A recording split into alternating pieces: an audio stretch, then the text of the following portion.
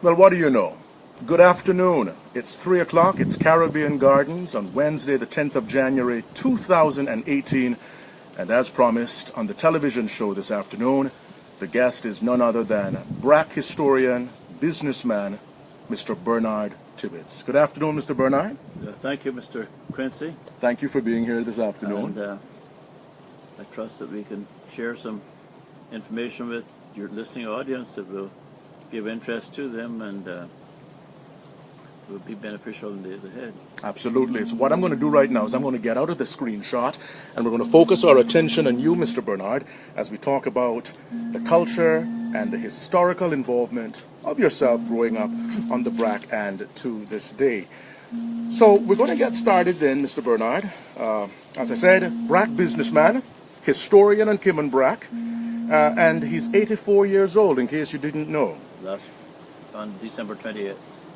Yes. For my birthday. How does 84 years look so young, if you can share with us? I don't know about the young looking part, but it doesn't feel like I would used to. Talk about being born on the Brac and growing up here as a young boy. Well, of course, the family I was born into, a Tibbetts family, my dad had lost his arm several years before I was born, so I had to be his right hand. And he was not a person who was defeated by losing a limb, but rather he worked twice as hard. And I was born in December 1933, which was a little over 13 months after great losses in a terrible hurricane that they experienced in 1932, where my grandmother was killed, my older sister was killed, my baby brother was killed, and many friends and whatnot of my family. So I guess as a result, when I came along later, I got some privileges that the other children may not have had. But when I was probably about 4 years old, my dad used to take me to a soft drink factory where he used to make soft drinks. Yes, I read about that. And get me to wash the bottles and put the labels on, things of that sort. And when you say soft drinks, Mr. Tibbetts, are you referring to what some locals used to call aerated water? Same thing. I see. Now, where was this plant? Where was the business Right located? where my store is today. Tibbetts Enterprises? Yeah. Cotton Tree Bay? Yeah. All right. If you would, talk about your parents. Obviously, we didn't know your parents. Talk about your father. Talk about your mother. Tell us about humble beginnings. My father was a very industrious man. Was he? Even though he had lost his arm several years before I was born, he would strap a flashlight onto his bicycle. With his one arm, he would ride from our house at Cotton Tree Bay, some 2.25 or 2.5 miles, to where he would climb the bluff and go to the plantation. And in those plantations, we grow cassava and yams, potatoes, pumpkins and whatnot. And then he would go there early in the morning before daylight broke. Before it was time for me to go to school in the morning, he would be back with his gathering, the basket strapped around his back, and ride the bicycle back home with all that provision. All of that hard work, and your dad only had one arm? One arm. Wow. Also, before I was born, his brothers had started to build a ship named the Mississippi. And his oldest brother died during the time, and the other brother became crippled and was unable to help. My father had lost his arm. I understand, and you know... Fortunately, his oldest nephews were able to finish the boat under his supervision. So before I was born, my dad took that boat to Belize and sold it.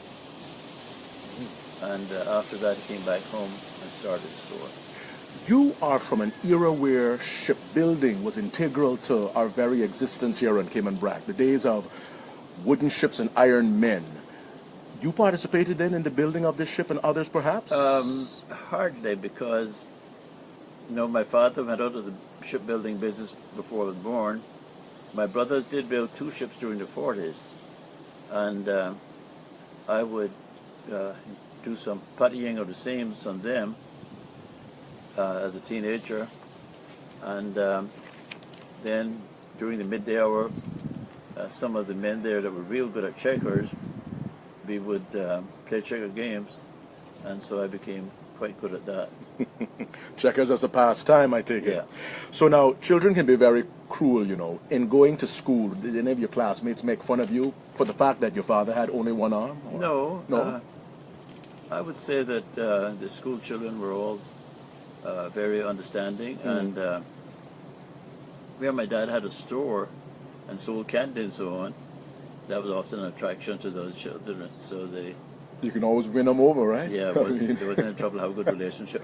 there you go. And the thing is now, when you talk about your father's store, that is not the current location where Tibbetts Enterprises is, but No. rather where Mr. Billy's shop now stands. It's actually right the west. Well, at that time was exactly where Billy's store is. Which is east of where Mr. Nolan Foster's shop used to Right. be.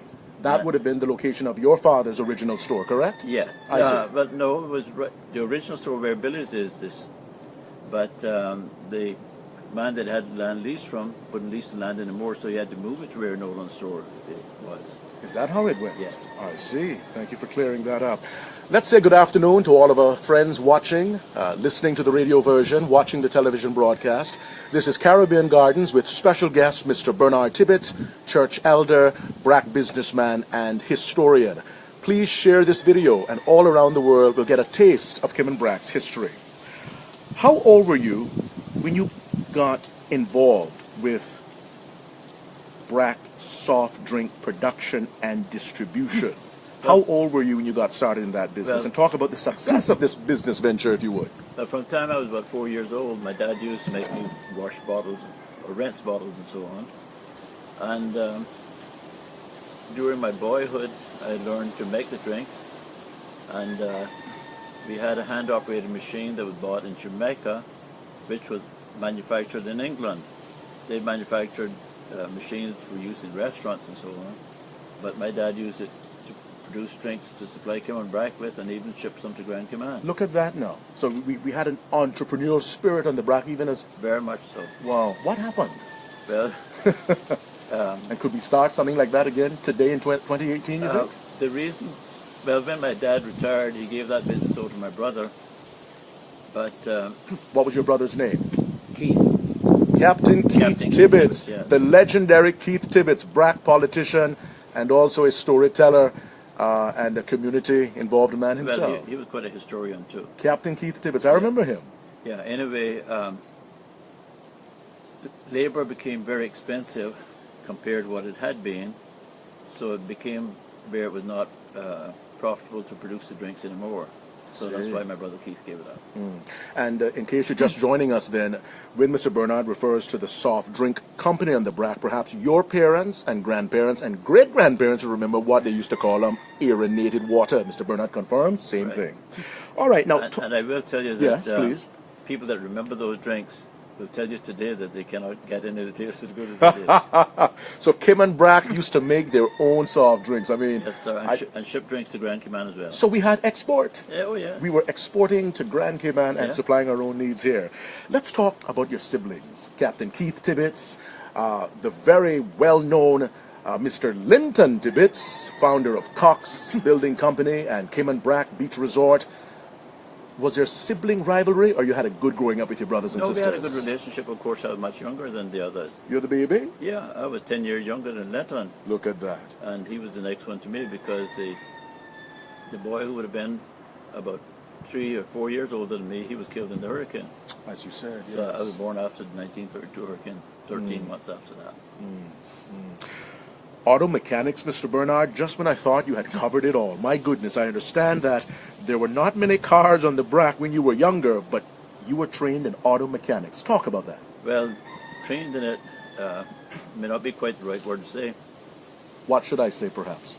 Uh, You were exposed to it? I was exposed to it, yes. Uh-huh.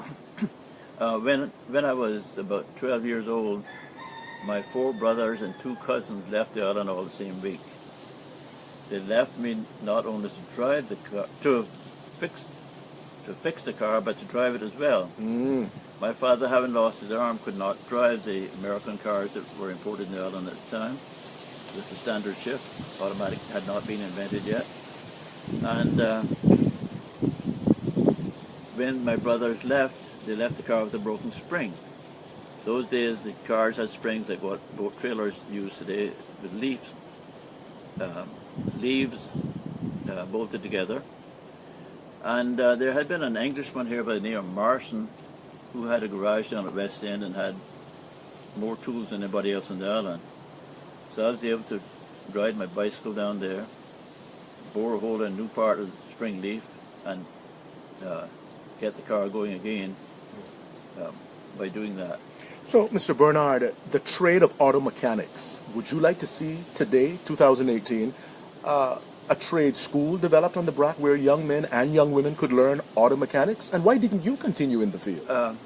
Well, I didn't continue in it because of having many other responsibilities coming my way. I see. Such as? And that included serving the wireless operator for many years, from 1954, when the other operator left.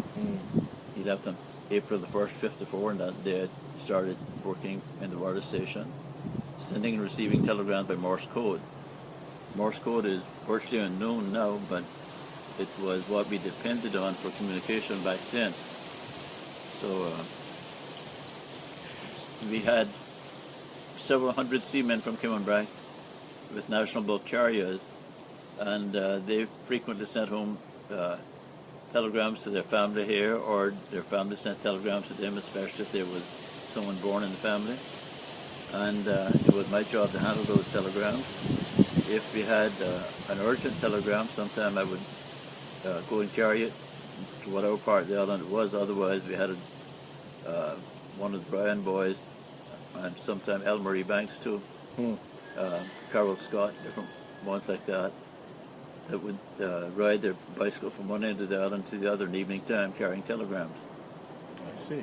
So, well, we'll get back to the days of telegrams and the days of cable and wireless, but right now, a question from our audience. The name Kurt Tibbetts, a former government leader in the Cayman Islands, and the name James Tibbetts, a photographer from Grand Cayman with a thick Trinidadian accent, are they related to you?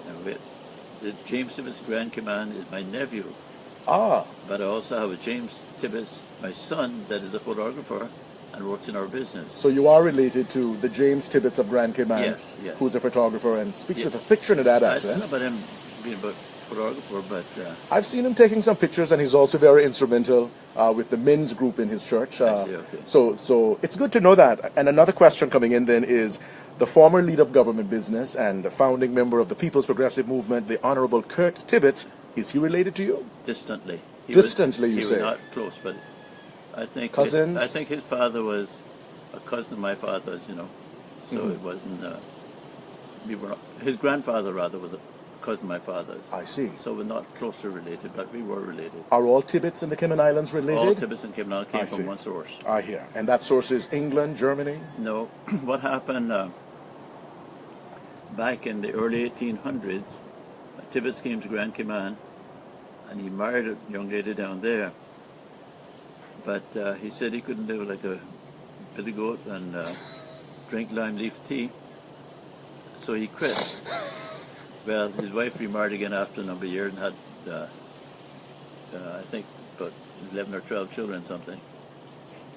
But she had the one Tibbetts boy, and that Tibbetts boy was the father or ancestor, I should say, of all the Tibbetts in the Cayman Islands. Let's say good afternoon to Claudette Jackson, a former school teacher on Cayman Brac, watching in Kingston, Jamaica right now. Great. She says to tell you, very interesting, and, well, it's a very interesting interview. All right? Thank you. Thank you for watching the video, Miss Claudette. You must come back to the Brac for a visit sometime soon. You would have worked very hard here in the primary school system on Cayman Brac. Let's move on.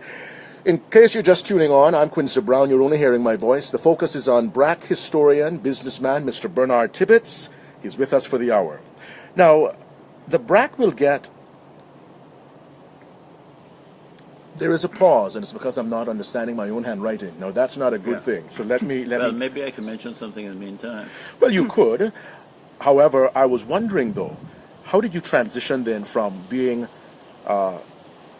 you know, as a young lad helping your dad with soft drinks, and then all of a sudden you get into air conditioning, electrical and refrigeration repair. How did that happen? Actually, when I was going to school, I had a desire to study radio, and I wrote to a school in England, and they sent me back a book about the courses they offered, and they used such big words in it that I couldn't possibly handle that course, so I decided to take an automotive course instead, because I also liked auto mechanics and had some experience in that. And I studied that book, but of course it required algebra, which was not taught in schools here at that time. Even my school teacher didn't know how to do algebra. Oh dear. And there were a few men from here, young men from here, that were going to college in Jamaica. They learned how to do algebra, and they could do the calculations for me, but they couldn't explain how to do it. So they knew it but couldn't teach it. So I wound up having to give up that course completely. Look at that. A teacher can make you or break you, they say. In later years, we had a missionary here who was taking a correspondence course in radio from the United States. Right. And he showed me some of his lessons. I said, well, I can handle that. And they taught only basic algebra, but they taught you how to do it. And so from that I studied the course in radio, TV, and electronics. It even included sewing machines. And later on I took another course from the same company in air conditioning, refrigeration, and electrical appliances. James, Jonathan, Paul, and Matthew are the names of your sons. You have no daughters. 4 sons only. 4 sons only. Only daughter died at birth. Your only daughter died at birth. Yes. So your 4 sons. Talk briefly about their personalities and bringing them up in the way of the Lord, would you? Well, my wife and I were Christians before we had any children. In fact, even before we were married, we were both Christians. And we knew that was the right way to train our children, and we've done exactly that. My son James works in our business. He worked on the tankers for a short time, but he decided that wasn't the kind of life that he wanted. So he worked in our business, and then our son Paul, who was the next one, came along quite a few years later. He is now the Cayman Airways. Senior Vice President of Cayman Airways. The national airline, correct? And then Jonathan, he is the manager for the power company here. Correct. And Matthew is he is the accountant general for government in Grand Cayman. All very So successful. Thank God, young they're men. all very successful. Okay. And whatnot. Jonathan leads with the youth in our church. Correct. And Paul is a deacon in the church that he is in Grand Cayman. And Matthew attends church. Not regularly, but fairly regularly. Brac photography and photographic film. Were you the first on the Brac, and did you teach your son James to carry it on as he does today? I was not the first, even though, well, I was probably the first to have an enlarger, which I eventually sold. But there were some other people before me involved in photography. In fact, from the early days of photography, when you had to use kind of a shroud over you, there was Mr. Cummins Lasry that used to do photography. From Northeast Bay? Yes. And also Burt Marshall at West End used to do photography. I did not know he was an this. Englishman. Both of them used to do photography. In fact, I think you may find some of the cameras in the museum at Stick Bay. Interesting. And Cayman Brac's museum is actually older than Grand Cayman's museum, opening first. Well, you know who opened Cayman Brac Museum, don't you? Let my listeners and viewers know right now. My brother Linton. Mr. Linton Tibbetts. He paid the bill and got a man to work at the building and make it suitable for a museum. From that, it has been active now for must be 15 years or more. And your brother, the late Linton Tibbetts, also contributed greatly to the Little Cayman Museum and the Little Cayman Baptist Church, as yourself. Well, he built the Little Cayman Museum at his own expense. He did help some with the Little Cayman Baptist Church, but Captain Charles was the main contributors to that. He bought the land and most of the material and paid the workmen and all that. He even paid the pastor's salary for quite a few years. We have... So Captain Charles was, you know, I cannot leave him out of the picture. Captain Charles Kirkconnell. Yes, sir, he was a great man. I understand. Now, we have a message coming in from Jamaica saying, say hello to Miss Vernice. I always admire them at the Stake Bay Baptist Church. Wonderful couple. That's Claudette, former school teacher of the Brac in Kingston, Jamaica. Well, we are delighted to hear from her and about her, and we'll certainly convey that to my wife. Excellent. Let's move on then, shall we? Next question. 1940s communications. How did the Marine radio station come into existence? Okay, during the mid-1940s, after World War II ended, the Americans put much of their equipment on special sale at unbelievably low prices. And I think the Kirkland was owned by Kirkland, was one of the first local boats to have a marine radio. And when my brothers built ships in the mid-late 40s,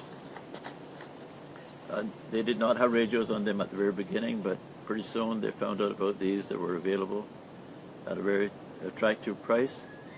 That is the radio equipment at attractive prices.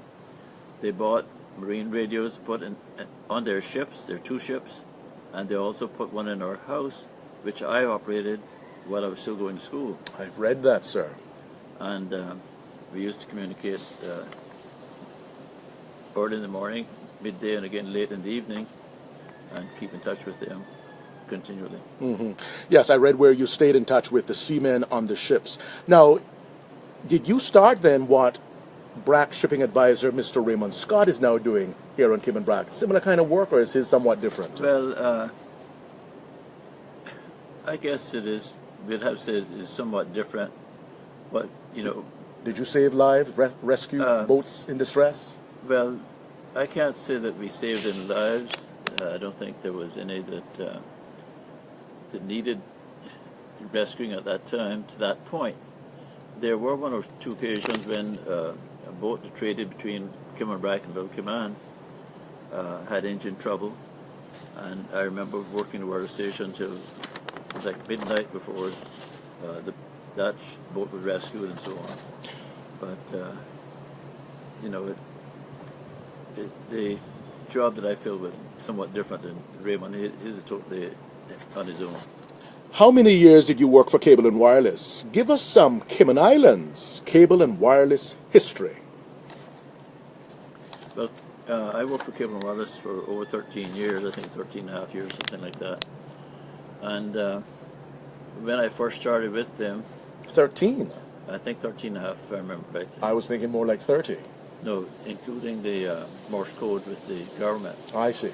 I was with the government at first, and then I transferred to Cable and Wireless. I see. So you would have been with the government, and then you transferred to the private sector then. Right. But that must have been some tough days back when we had no... Tell us about it, if you will. But what happened... Tell us about it. When I was with government, we communicated with people in other places by Morse code. Mm. But when Cable and Wireless was coming in 1966, I was retrained in telephone from 1965 to 1966 in Barbados. Ah, in Barbados. Yes. I see. And of course, we made a lot of friends there. When we went there, we didn't know a soul. When we left there, 30-odd people came to the airport to see us off. Wow. Anyway, we still remember a number of those friends, even though most of them have died or moved to other places. Were the people in Barbados, the Bajans, kind to you young Cayman Brackers? They were fine people. Oh, yes? Yes, I cannot say anything bad about them. And your training in Jamaica and your visits to Jamaica, were they kind to young Cayman Brackers like yourself? Yes, but of course I didn't have much training in Jamaica. Most of my training was done in Barbados. I understand that. Apart from what was done locally here. But now your young wife would have spent time in Jamaica before coming back to the My Brac. wife was born in Jamaica. Look at that. His wife, Miss Vernice, was actually born in Jamaica. And a lot of young Brackers were back in those times. Yes. In those days, many Cayman Brackers lived in Jamaica because Jamaica was a British colony, and Cayman Islands were dependent of Jamaica. So, or dependency, I should say. On the Jamaican government or the Jamaican governor? The Jamaican governor was governor of these islands, and I have some photos at home where the governor from Jamaica visited here, and was in the Creek School building. What's the name of the governor at that time?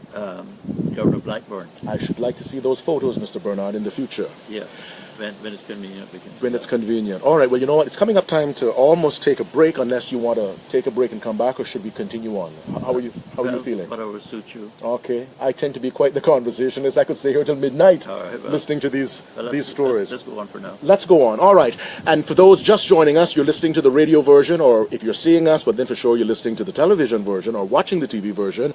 It is Caribbean Gardens for Wednesday, the 10th of January, 2018. The special guest is Brac businessman and historian, Mr. Burnard Tibbetts. If you have any questions or comments, please ask them. We will respond in due time. Jamaica is an independent nation today. Tell us about the Cayman Islands, British owned as we are, and talk about the days when it was Jamaica, Grand Cayman, Cayman Brac, Little Cayman. We were all like brothers and sisters. What happened? Well, we had hundreds of people from these islands living in Jamaica and working there. In fact, many of the people living in Grand Cayman today got their start in life in Jamaica. Such as the Webster family from Bodden Town? Also, you have even Captain Eldon used to live in Jamaica, and his wife used to live there. Yes. Captain Eldon, of course, is in his early 90s now, so he's not very well. So Colonels, we must pray for Captain Colonel, Yeah. Captain Eldon. So the Colonels, the Fosters, the Websters, Well, any other family names, Caymanians would have been in Jamaica at that time? The Fosters, Arnold Foster, who was called Cappy, he was used to manage the Belmont Dry Dock. And they employed quite a number of Cayman Brackers there at Belmont Dry Dock. Did we have to get work permits to work in Jamaica at that time? Oh, no. We didn't, because we were all British, weren't we? Yeah. Well, we were all... Or subjects of the monarchy, the monarch of England. We were colonial people, you see. I mean, Jamaica was a colony, we were dependents of Jamaica. Uh-huh.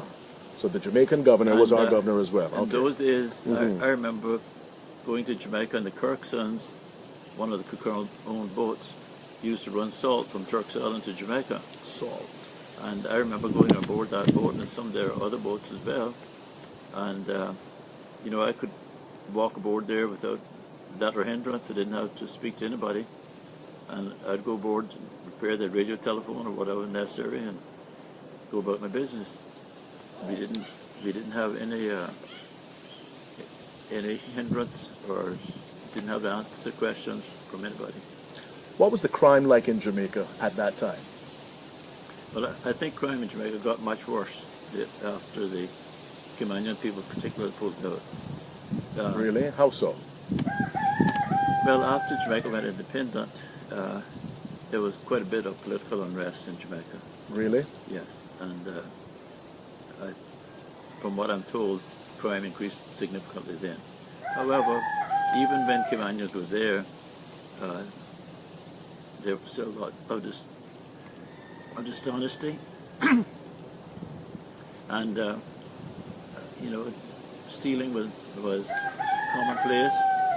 And even while on my last trips to Jamaica, my uncle had a manservant that used to smoke marijuana. Really? Yes. And that was the first I heard about it. Of course, they called it ganja. That was not tolerated, was it? No, sir, that was not liked in these islands, and it was unknown in these islands, in fact, in those days. So I wonder who first brought Mary Jane or ganja or marijuana to Cayman Brac. I wonder. No, I don't know. You don't have to answer. But Mr. Bernard, talking about stealing and dishonesty, here we are the 10th day of January 2018, and I'm impressed that I can drive by or walk by your store, Tibbetts Enterprises, whether it's at 7 o'clock in the morning or 7 o'clock in the evening. And we open at 7:30. Well, there's a plug for your business, but my point is, though, and you have cameras protecting your store, Oh, yeah. no one comes and takes your items placed outside. So the Brac is still a safe place in terms of yes. no one comes and troubles the items that's on the outside. I mean, the would-be robbers, they don't trouble your It's things. extremely unusual I would take the key out of a car. That's the Brac way. We can leave the key in our car. Right. We can leave our windows. Is that changing? And what's the future for the Brac in terms of rising petty crime, Mr. Bernard? Well, I think Cayman Brackers, as a rule, they take pride in their honesty, and their way of living. Right. Any problem that we have in that regards is usually by influence from outside, either outsiders themselves doing it or people who have been brainwashed by outsiders. Mr. Burnard, talk about Dispenser George Lawrence, Dispenser Lassell George Lawrence. You and others petitioned the government in the 1950s to provide a medical doctor for the Brac, because before then we only had midwives, Admira and Petrona Bodden, Almira Tomlinson, Dr. Steve Tomlinson's grandmother, and Petrona Bodden. So how important was it to get our own doctor dispenser on the Brac? Talk about that. Well, even before that time, there are many reputable midwives. On the Brac? On the Brac, oh yes, Almira Tomlinson was one of the midwives, and Petrona Bodden. Yeah, and a lady named Editha Leach. I never heard of her. She was the one that delivered me the baby. Really? Yeah. So Editha Leach. Yes. West End. Yes. Perhaps in the Watering Place, Creek, Northeast Bay area was Petrona Bodden. Well, Petrona was latecomer. Really? Yeah, I mean, I remember when she came, in fact, sometimes we would have to take her down to the channel to get a boat to go to Cayman to help people there. We want to say good afternoon to all of our students tuning in. Listen, we have students from the UCCI Brac campus and also the Lehman E. Scott Senior High School, because students realize, and teachers of history, that today they're getting a history lesson on Cayman Brac. Well, Lehman Scott and I were good friends. Who the school is now named after. Yes. He was a spotter bear. Correct. Married to Miss Matty. Yeah, well, I knew him even before we married her, so. Tell us about Lehman Scott, who our school is named after, would you? Well, Lehman Scott was, his parents were from Spot Bay. He went to school in Jamaica, and then he was given the position of principal at West End Primary School, and he served there quite a number of years, very ably, and you know, like everybody else, he had his strange points, but some people didn't understand, but by and large, he was a great teacher. Oh yeah? And today, the school has been named after the late Lehman E. Scott Sr., formerly we called it Cayman Brac High School, which Correct. Incidentally celebrates 50 years of operation. Yeah. Mr. Burnard Tibbetts is the guest today. Tell us, 2018, excellent infrastructure for an island this size.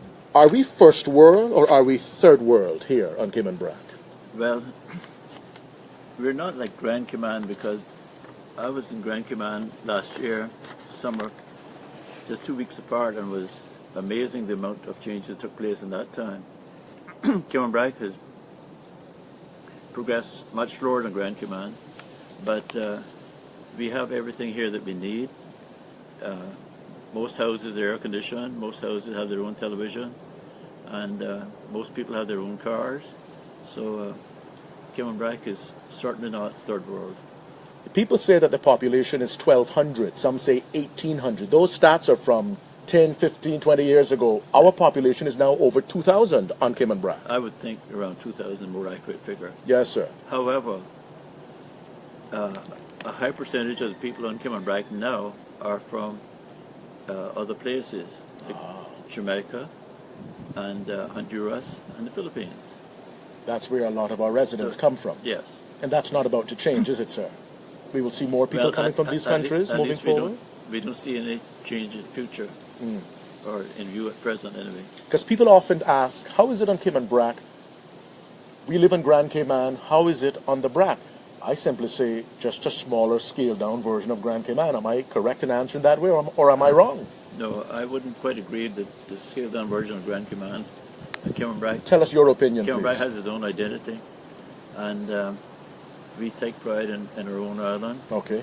And while Grand Cayman has opportunities that we lack, Cayman Brac is still very unique, and we like to keep it that way. I hear you. It's Mr. Burnard Tibbetts spending the afternoon with us on Caribbean Garden. So glad that you're a part of the broadcast. Share this video, send it in Messenger, upload it to YouTube, share it, because there's a lot of Brac information and history being shared here today. So, Dispenser Lawrence, Jamaican pharmacy, came in the 1950s and... No, he came in the 1930s. From that zone? Yes. My information is correct. Now, if we were recording, I could edit that out. So when did the first doctor arrive here? An English doctor? Doctor...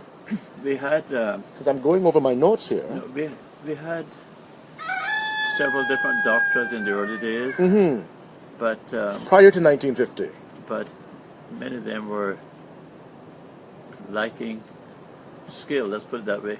What, were they self-professed doctors? And, I remember one time I was in the hospital committee and we met with the governor, and at that time the hospital here only had a practical nurse when it first opened.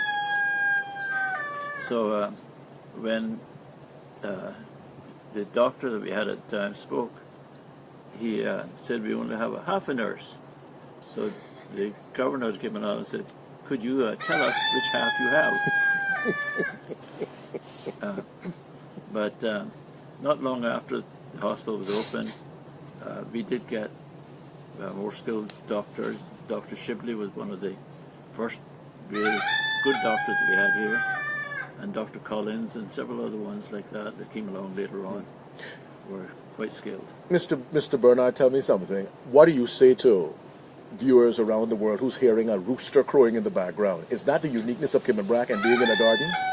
He think he run the show, you know, you hear him crowing in the background, Mr. Burnard. Yeah, I heard rooster crowing. And it's not even 101.9 FM. No. All right, we're moving on then. Okay, so first settlers of Cayman Brac. Tibbetts, Foster, Ryan. What's your background? Anglo-Saxon or are you mixed? Talk about the first settlers of this island. The first settlers of Cayman Brac were the Scots and Riches. They settled Cayman Brac about 1833, I'm told. And most of them came over from Grand Cayman. Several of my grandparents came from Grand Cayman. And in fact, my grandfather, Hunter, his family moved from Gun Bay.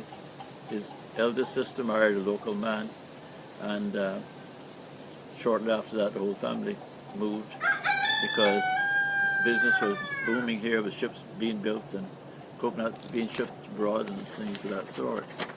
So there were opportunities there were returned. As a result, my grandfather built the house here when he was quite young, and he married, and he became a sea captain. What kind of house did he build? Wattle and daub? Or Wattle and daub. Not the colonial style architecture there? No. Long before that? Long before that. Okay. I will tell you that at that time, Yes. it wasn't only wattle and daub, it was also thatched roof. Thatched roof, yes, you're correct. And my mother, So I've read. my Yes, mother sir. told me that a governor from Jamaica came here when she was a girl. So that was a long time ago. Well, Because I born when my mother 42 years old and I'm 84. hey, you're the baby. I'm her baby. Absolutely. And she said that this governor came to the house and landed at Stake Bay where their house was. And of course, that was before the advent of cars. So he went walking and he stopped by their house. And he looked up and saw where the roof was thatched and how precise that was done. And he admired it, and you know, he was really dumbfounded by the skill that was used in putting a thatched roof on a house. A skill that perhaps we've lost. A skill that people these days don't know. Don't know. I remember Mr. Henry Bernard Watson, my great-grandfather, could still do it, and on Heritage Days, Yeah. they would sometime invite him by to the school to pass on that. But those are the early days. The capital of Cayman Brac is Stake Bay, not steak that we eat, and not being burnt at the stake. Where does the name Stake Bay come from? Do you know? The museum's curator could not tell me. I don't know. Stake Bay is the Brac's capital. Well, Stake, S-T-A-K-E, Right. is like a, excuse me, Yes, sir. that is usually a marker, you know, a wooden marker is a stake. So it's obvious that in the early times, someone put down a marker and gave it the name from that. I see. That's You interesting. have another place called Three Fin Bay, which they claim is where a turtle that had only 3 fins crawled. Could you repeat that again? Creefin Bay? 3 fin. 3 fin, as in only 3 fins on the turtle. 1, 2, 3. Where is that located? That is located on this road here, about a mile west of here. Is it a dive site? People snorkel there? I mean, Not that I know of. It's not very popular these days. well, perhaps Bonnie Scott Edwards would be interested in learning about the 3 thin sight as she's into the preservation of turtles and Yes. whatnot. And that's where the name derived Yeah, from. yeah, from a turtle crawling on the beach there and had 3 Look at that. fans. Now, of course, turtle trade is still somewhat alive in the island. The turtle trade? Well, maybe I should correct that. I think- Not really turtle trade, because Many of the natives are not allowed to catch turtles they're not- these days. they're not allowed to catch turtle except during certain times. Uh-huh. And those times are usually when turtle are very hard to find. But It's been banned, I understand, Mr. yeah, Tibbetts. No more turtle traps. That's our heritage we're losing as well, I would Yeah. think, right? Yeah. Anyway, the turtle still crawl on the beaches. I have a photo in my album at home where turtle crawl on the beach and lay their eggs, and I have a picture of a man lying down beside one of the turtle as it was laying. I hope to see some of these pictures. Mr. Bernard, we're running out of time. You know how quickly the time is going. But I want to find out, though, the first settlers on Cayman Brac, by extension the Cayman Islands, but since we're here on the Brac, are we, you and I and others, the originals, are we to be considered natives or indigenous, or we all came from somewhere, so we're all foreigners? Tell us that, please. Well, I would say that we can be considered at least native of the island because our ancestors were born here. Correct you are. So one of my grandfathers was born in Grand Cayman, but all the rest of my ancestors were born in Cayman Brac. I see. And you can trace it back generation to Oh, yes. generation. Yeah. How far back can you go with it, with your genealogy? I can go, well, I have a book at home that I fixed up called Roots I know. that go right back to the first settlers of the island. Is that available to the general public? Well, I've given away dozens of copies, so no problem. Thank you for my copy as well, of which I refer to from time to time. How can school children and their professors of history get access to the book Roots, as put together by Burnard Tibbetts? Well, simply give me a call. And- My number 9165641. Repeat that, 9165641. If they call me, I'll give them a copy. If you live outside the Cayman Islands, you have to affix 1345, Mr. Burnard Tibbetts. Moving along then, tell us about your lovely wife, early days of courting, and what's the success to a long and lasting marriage? Well, I think being Christians make a big difference. We both trust in the Lord. We've both trained our children that way. And my wife was born in Jamaica, where her dad used to work for Belmont Dry Dock there. And later on he went to British Guyana, where he worked for a company called Sprostons. And they returned here in 1950 when she was 9 years of age. And of course, several years later we became friendly, and we married when she was 17 and a half and I was 24. Really? Yeah. And you've been together ever since, producing 4 sons, and in those days you had to court. This March would be our anniversary. How many We were years? married on 10th of March. We were married in 1958, so you can figure that. Wow, you're going in now to, what, 60 years? 60 years. 60 years of marriage bliss. You had to court in those days. Today, young people are sexting, texting, meeting around the corner. In those days, it was very respectfully done. You had to court, you had to go to church, and marriage was important. No shacking up. Oh, yes. Have times changed, Mr. Tibbetts? Well, of course you always had some people that were exceptional, but the majority of people were straightforward. Okay. What was the first, and this I'm fielding this question from the audience now, I got this one come in. Which was the first hotel on the Brac? Why and when did it close? That question from the audience. The first one, The first hotel on the Brac, which was it? was Buccaneers Inn? Buccaneers Inn, yeah. Ah, not Divitiara. No. Buccaneers Inn was the first hotel on the Buccaneers Brac. Inn was built by Captain Bertie Foster for his son Anton to operate. Anton operated it at first. Anton was married to an American lady, but sooner or later they split up, and the hotel was eventually closed down. Air service was not as it should be, and therefore they couldn't all get guests here when they needed them. And in the early days, the hotel was even open when they had their own power plant instead of the island-wide electricity.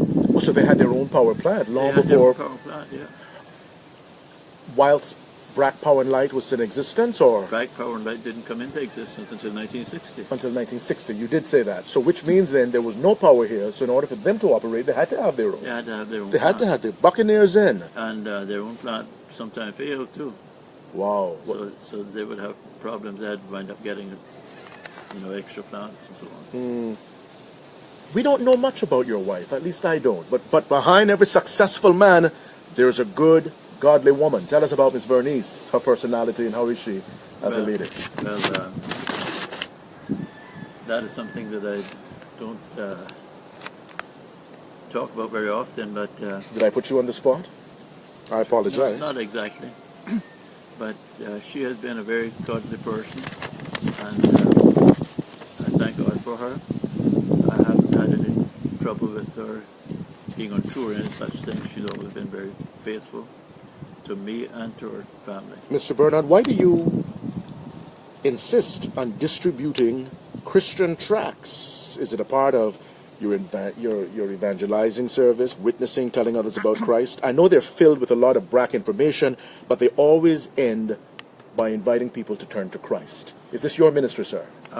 Well, I think the Lord has laid in my heart to write these stories about different people mainly, and always to give something inspirational to end them off with. And the last one I wrote was about my grandfather, Joseph Daniel Hunter. Mr. Hunter. Who did come from Grand Cayman. Yes. And before that I wrote one about my own dad. I've written about Aston Ruddy and many other prominent people of our island. So, but I can only write them according to the Lord leads. I just can't have someone tell me go and write a track about so-and-so. That doesn't work. I see. So it's all divinely inspired. Yes. All right.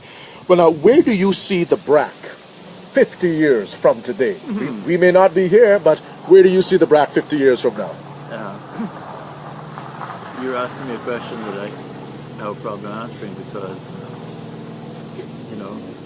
50 years from now, I'm hoping that the Lord will come before then. And The rapture, the second coming of Christ. Right. Yes. What is your advice to the young people watching, not only here on Cayman Brac, but around the world? Young people watching today. Well, I will tell you my favorite Bible verse, and I think that would be good for them too.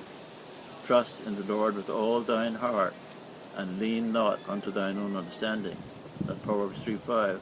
The next verse says, in all thy ways acknowledge him, and he shall direct thy paths.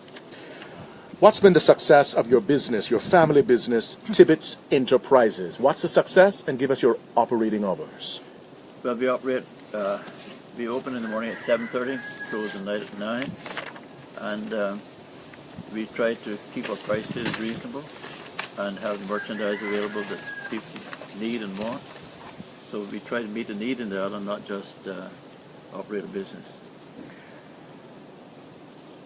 According to the Christian values that govern my life, my most important reason for living is to get the gospel safely in the hands of my children. Of course, I want to place it in many other people's hands as possible. Nevertheless, my number one responsibility is to evangelize my own children and my grandchildren. That is James Dobson. Is he on to something?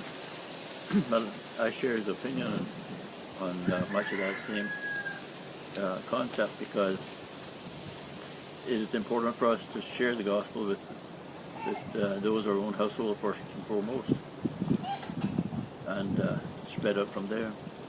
Mr. Burnard Tibbetts, in closing, before we bring the show to the end, talk about this book, Written Treasure, Volume 1, Burnard Tibbetts. It's stories that you've written. Are they true stories or fiction? They are all true stories. The majority of them are about events that occurred in Cayman Brac. One of them, not many people of today know about, but it happened when I was a boy, where there was a fellow at Spot Bay that stole a reel of thread. He was accosted about it, and he said to that person, I wish God may strike me dead if I stole that. And it happened. a fellow who's alive at Spot Bay now told me that he saw when it happened. Shortly after the fellow said that, he went out on the shore along with the family to catch fry, which is called minnows, I think, in the States. Anyway, it's for using as bait for catching certain fish. Right.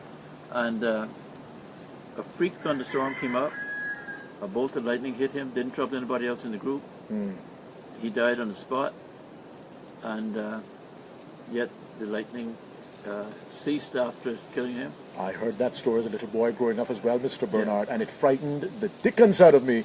Was it a story to put the fear of God into people? And what's your take on global warming and climate change? Well, global warming and climate change, I think, is propaganda. You think it's propaganda? Yes. Okay.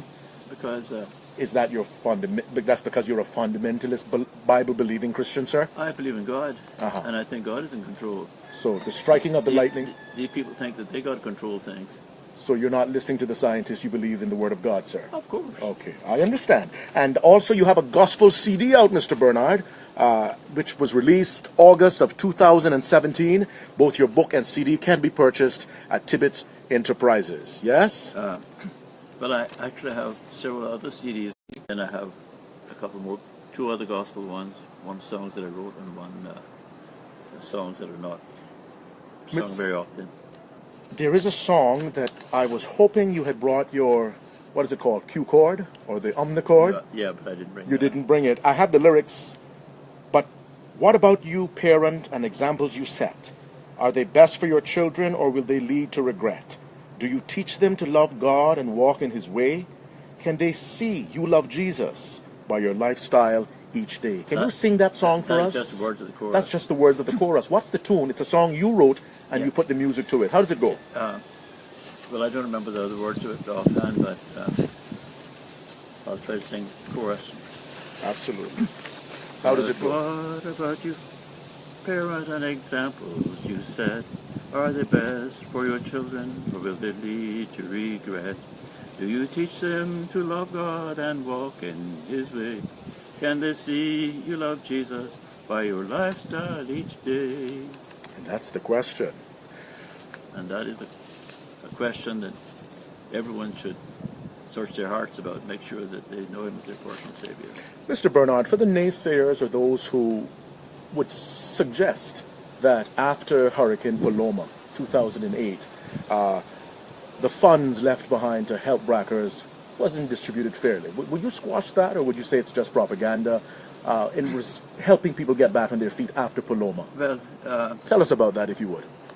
I hate to try to comment very much on that, because I'm not sure exactly what was done, but it is possible some people did not get their fair share, but I think the majority of people that really had damages were helped significantly. At 84 years, Mr. Burnard Tibbetts, you've done a lot, you've seen a lot, you've accomplished much. Is there anything Burnard Tibbetts has not yet done, but he wants to do before exiting Earth? No, I just want to serve the good Lord as He leads. Okay. Thank you for your time. You've been listening and watching Caribbean Gardens. I'm Quincy Brown. So glad that you're a part of this historic afternoon where we have documented a lot of the Brac's history, and perhaps we'll have Mr. Burnard back on. If you would like to be a guest on Caribbean Gardens, get in touch with Quincy Brown, 1-345-924-8446, or you can also send me an email, all together, no spaces, QuincyBrown80@yahoo.com. Caribbean Gardens with Mr. Burnard Tibbetts, historian, Brac businessman. Thank you for your time. Best wishes for 2018 and beyond.